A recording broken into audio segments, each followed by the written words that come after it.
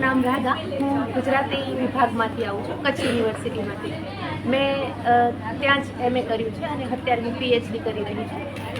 Institute of youth ડેવલપમેન્ટનો અનુભવ છેલ્લા મને 5 વર્ષથી છે. જ્યારે હું SYમાં હતી ત્યારે કોઈ પુસ્તક લઈને અને પ્રથમવાર સમીક્ષા કરવાનું આવ્યું અને એ પછી પુસ્તક પાસે જવાનું બન્યું અને પુસ્તકનો પરિચય ધીરે ધીરે વિકસતો ગયો.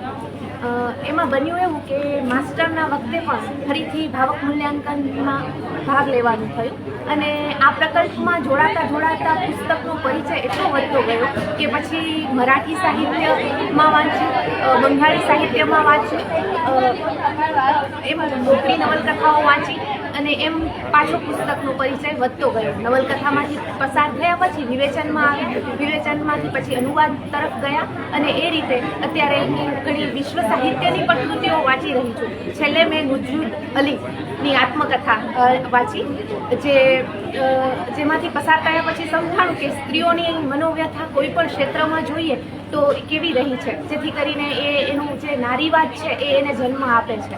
આમ પુસ્તકનો પરિચય પુસ્તક પાસે જતાં એ સમજાયું કે આપણે વધારે સંવેદનશીલ બનતા જઈએ છીએ, માણસને પરખતા થતા જઈએ છીએ અને એક પછી એક આપણા જીવનમાં એવા અનુભવો પુસ્તક થકી આવતા જાય છે કે આપણે માણસને ઓળખતા પણ થઈ જઈએ છીએ. એટલે સમગ્ર રીતે જોતા આ પ્રકલ્પ મને એટલો ફળ્યો છે કે આ વારંવાર અહીં આવવાનું બને છે.